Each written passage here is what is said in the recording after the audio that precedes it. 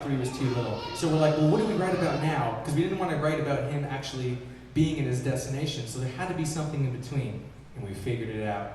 I came up with this really, I thought, a cool idea. Emily didn't. Okay, I'm going to stop throwing you under the bus now. All right. But, okay. I really love her a lot. She's really great and super supportive. Thank you. I'm coming off like the jerk, not you. So anyway, I was like, we should write a song about his trip. So exactly from his, where he left Delaware to New Mexico, which is where he moved to. And so I'm like, there has to be something about that trip that was fun or exciting. And he was just like, yeah, man, I just drove. And I'm like, okay, yeah, that's not enough for me to go off of. So I thought it'd be super cool to take all the states that he drove through and write about it. So this song is literally just his route. Like slogans and things from each state, but like we tried to make it so that you didn't know that was, because his story is mixed in with it. It's a little bit of both. I was really pregnant though when he came up with that idea and we were in a hotel room and we'd been driving all day. Driving when you're really pregnant for like 6 hours a day is not fun. So I got to our hotel room and I was like, I want to watch TV in my bed. Impractical Jokers, does anybody watch that show? Guys, I love that show. And I was like, that's what I want to do. And he was like, let's write a song. And I was like, no. And then he's in the other room and I hear him play this beautiful little ditty. Why are you so mad? Marriage. Right? But then I was like, okay, that's really pretty. Let's like rewrite those words and make it a song. So the song is called When I Get There.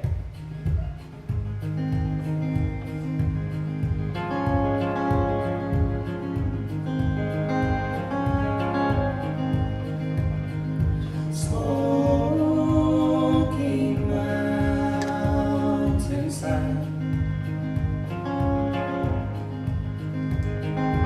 rain clouds on the rise.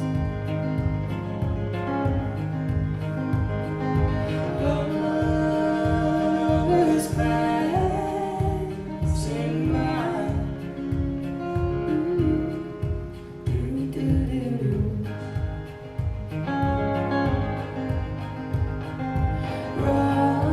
Running from the sea. Don't you dare follow me.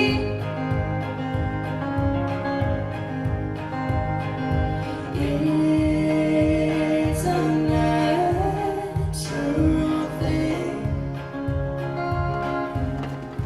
Don't follow me.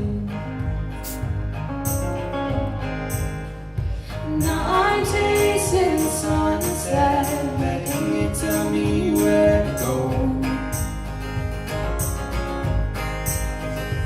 And I know when I get there, I'll find my home. Yes, I know when I get there, I'll find my home. Yeah, sometimes he gets stuck in that part, in that high chair a little bit.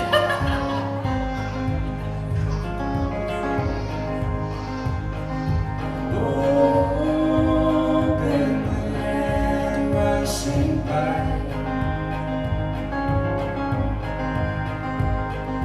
Guess it's okay here at night. One more sunrise away.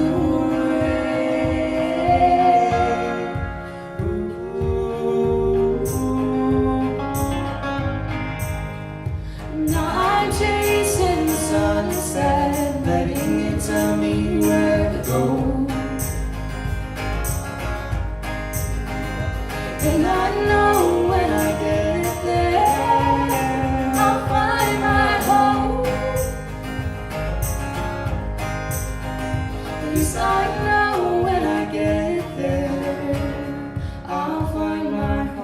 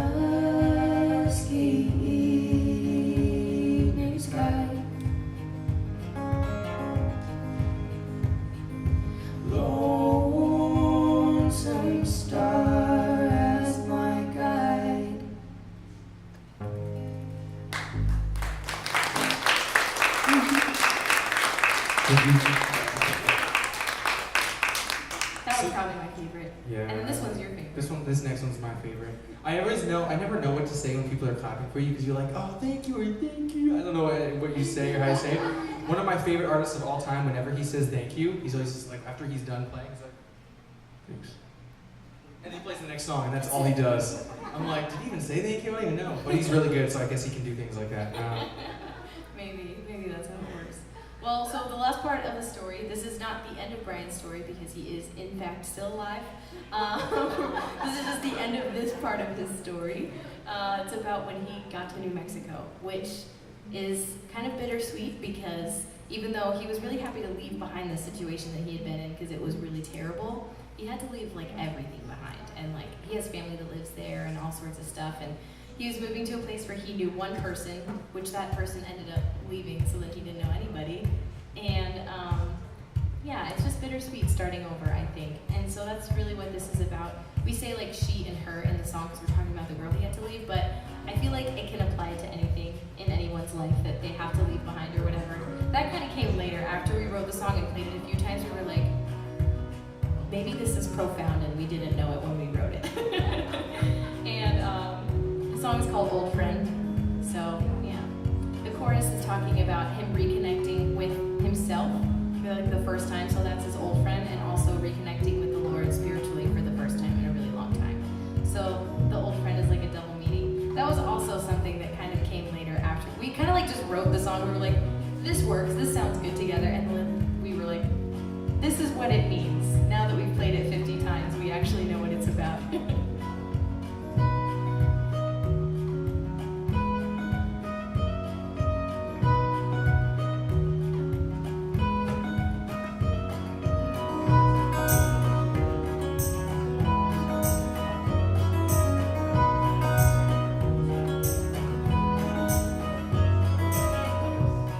Though I made it all, did I wonder would I make it there by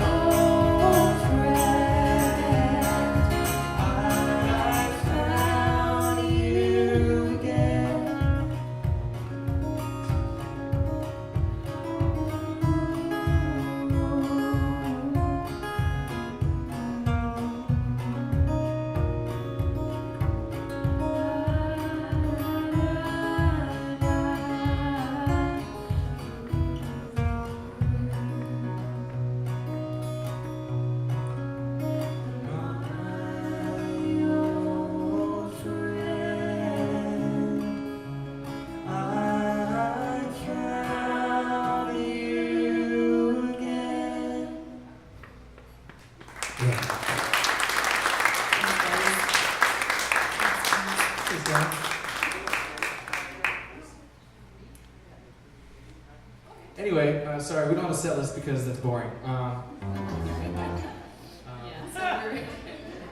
We also want to say too, thank you for being a part of something super cool that's happening sort of all over the country, but I wish it was a lot more.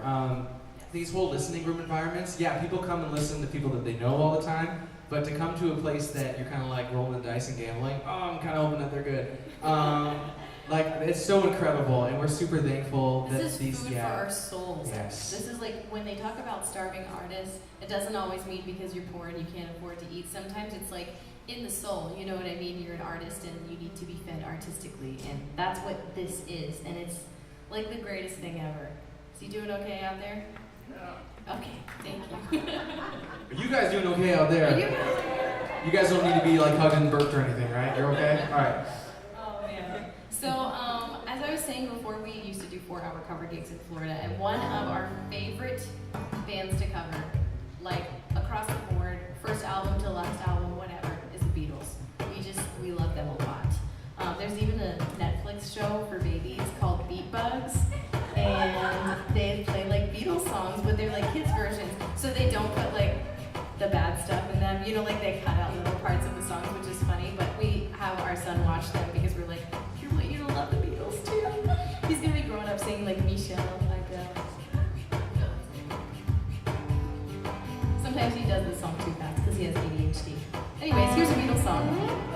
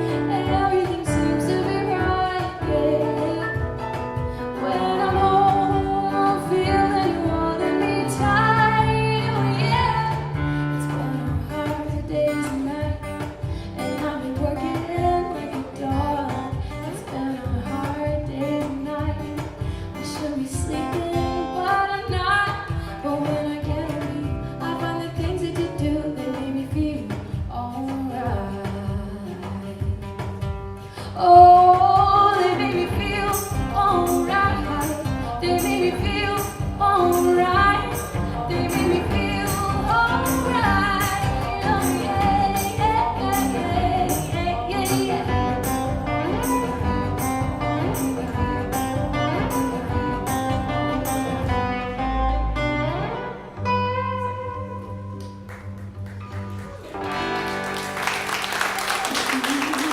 little bit of the video, so